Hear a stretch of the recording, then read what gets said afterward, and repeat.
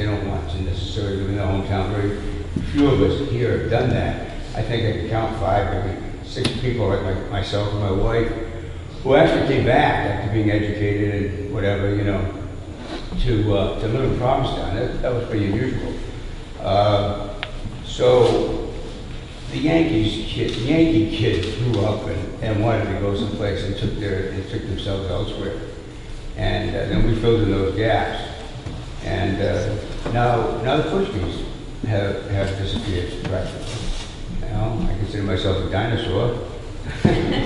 And now we have United. now we have United, right? And East Europeans. So anyway, other people are coming into Provincetown. Provincetown is never been as gay as it has been. It's always been gay. There's always been a very sizable gay population in Provincetown. It's quite significant now, and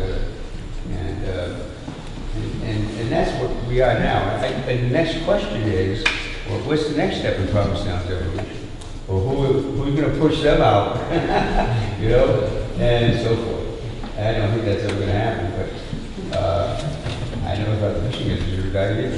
Yeah, take a couple more comments when we come back to that question and next steps.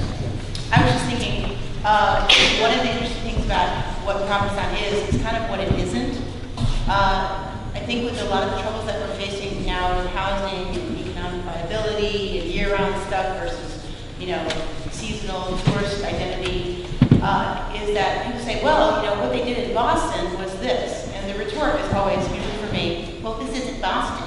And then it's like, well, you know, Nantucket and everything faces the same problems. We're like, well, this isn't Nantucket. And I